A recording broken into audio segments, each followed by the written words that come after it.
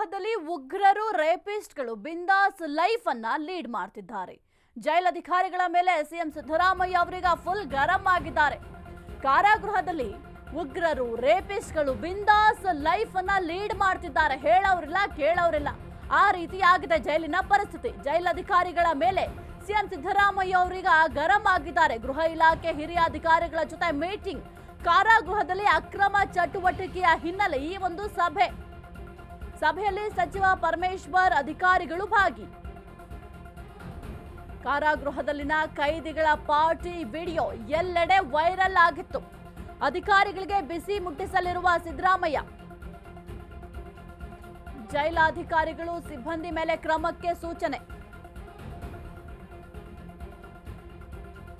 ಕಾರಾಗೃಹದಲ್ಲಿ ಉಗ್ರರು ರೇಪಿಸ್ಟ್ಗಳು ಬಿಂದಾಸ್ ಆಗಿ ಲೈಫ್ ಅನ್ನ ಲೀಡ್ ಮಾಡ್ತಿದ್ದಾರೆ. ಜೈಲಾಧಿಕಾರಿಗಳ ಮೇಲೆ ಸಿಎಂ ಸಿದ್ದರಾಮಯ್ಯ ಅವರು ಗರಂ ಆಗಿದ್ದಾರೆ.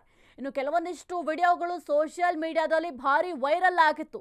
ಕಾರಾಗೃಹದಲ್ಲಿರುವ ಉಗ್ರ ಏನಿದ್ದಾನೆ, ತನಗೆ ಇಷ್ಟ ಬಂದಂತೆ ಲೈಫ್ ಅನ್ನ ಲೀಡ್ ಮಾಡ್ತಿದ್ದಾನೆ. ಮೊಬೈಲ್ ಅನ್ನ ಸ್ಕ್ರೋಲ್ ಮಾಡ್ಕೊಂಡು ಆರಾಮ್ಸೆ ಕೂತಿದ್ದಾನೆ. ಯಾವುದೋ ಒಂದು ಮನೆಯಲ್ಲಿ ಕುತ್ಕೋತೀವಲ್ಲ ನಾವು, ಆ ರೀತಿ ಕೂತಿದ್ದಾನೆ. ಆತನ ಕೈಗೆ ಮೊಬೈಲ್ ಯಾವ ರೀತಿ ಹೋಯ್ತು ಅಂತ ನೆಟ್ಟಿಗರು ಪ್ರಶ್ನೆಯನ್ನ ಮಾಡ್ತಾ ಇದ್ರು. ಅಷ್ಟೇ ಅಲ್ಲ, ಉಗ್ರ ಅಂದಾಗ ದೇಶ ವಿರೋಧಿ ಚಟುವಟಿಕೆಗಳನ್ನ ಮಾಡ್ತಾ ಇರ್ತಾರೆ. ಹಾಗಾಗಿ ಬಹಳ ಹುಷಾರಾಗಿರ್ಬೇಕು. ನಮ್ಮ ದೇಶದ ಭದ್ರತೆಗೂ ಕೂಡ ಅದು ತೊಂದರೆ ಆಗತ್ತೆ. ಅಂಥದ್ರಲ್ಲಿ ಆ ಉಗ್ರನ ಕೈಲಿ ಮೊಬೈಲ್ ಇತ್ತು ಅಂತಂದ್ರೆ ಆ ಮೊಬೈಲ್ ಅನ್ನ ಯಾರು ಕೊಟ್ಟಿದ್ದು ಅದು ಕೂಡ ಪ್ರಶ್ನೆ ಆಗಿತ್ತು. ಅದನ್ನು ಕೂಡ ನೀವು ಗಮನಿಸ್ತಾ ಇದ್ದೀರಾ. ಈತನೇ ಉಗ್ರ ಶಕೀಲ್ ಮನ್ನ ಎಷ್ಟು ಆರಾಮ್ಸೆ ಕೂತಿದ್ದ ನೋಡಿ, ಯಾವುದೇ ತಲೆಬಿಸಿ ಇಲ್ಲ. ಈಗ ನಾವು ಮನೆಗಳಲ್ಲಿ ಯಾವ ರೀತಿ ಆರಾಮ್ಸೆ ಮಾತಾಡ್ಕೊಂಡು ಫೋನ್ ನೋಡ್ಕೊಂಡು ಕೂತ್ಕೋತೀವಲ್ಲ, ಆ ರೀತಿ ಕೂತಿದ್ದಾನೆ. ಆತನ ಕೈಲಿ ಹಾಗಾದ್ರೆ ಮೊಬೈಲ್ ಯಾವ ರೀತಿ ಹೋಯ್ತು?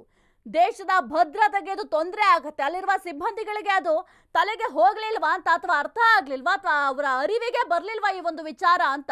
ಅರಿವಿಗೆ ಬರ್ದೇ ಇರೋದಕ್ಕೆ ಸಾಧ್ಯ ಇಲ್ಲ, ಯಾಕೆಂದ್ರೆ ಅಲ್ಲಿ ರೌಂಡ್ಸ್ ಮಾಡ್ತಾ ಇರ್ತಾರೆ. ಇಷ್ಟೆಲ್ಲ ಆದ್ರೂ ಕೂಡ ಆತನ ಕೈಗೆ ಮೊಬೈಲ್ ಹೋಗಿದೆ ಅಂತಂದ್ರೆ ಇದರ ಜೊತೆಗೆ ಇದು ಒಂದು ಹಳೆ ವಿಡಿಯೋ ಅಂತ ಹೇಳಿದ್ರು.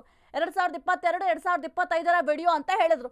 ಹಳೆ ವಿಡಿಯೋ ಆದ್ರೂ ಅಷ್ಟೇನೆ, ಈ ಆವಾಗ್ಲೇ ಮೊಬೈಲ್ ಕೊಟ್ಟಿದ್ರು ಅಂತಂದ್ರೆ ಈಗ ಏನಾಗಿರ್ಬೋದು ಅಲ್ಲಿಯ ವ್ಯವಸ್ಥೆ ಅಂತ ಸಾರ್ವಜನಿಕರು ಪ್ರಶ್ನೆ ಮಾಡ್ತಾ ಇದ್ದಾರೆ.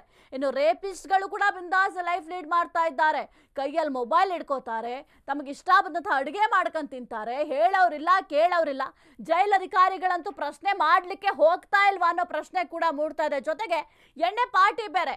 ಇಷ್ಟೆಲ್ಲ ಸೌಲಭ್ಯಗಳು ಜೈಲಲ್ಲಿ ಸಿಗುತ್ತೆ ಅಂತಂದ್ರೆ ಕ್ರಿಮಿನಲ್ ಕೇಸ್ ಯಾವ ರೀತಿ ಕಡಿಮೆ ಆಗುತ್ತೆ? ಅದು ಸ್ವಲ್ಪ ನೀವು ತಿಳಿಸ್ಬೇಕಾಗತ್ತೆ. ಹೆಂಗೆ ಕ್ರಿಮಿನಲ್ ರೇಟ್ ಕಡಿಮೆ ಮಾಡ್ತೀರಾ, ಅಥವಾ ಈ ಒಂದು ಕ್ರಿಮಿನಲ್ ಕೆಲಸಗಳು ಏನ್ ನಡೀತಾ ಇದೆ ಅದಕ್ಕೆ ಯಾವ ರೀತಿ ಕಡಿವಾಣ ಹಾಕ್ತೀರಾ ಅಂತ.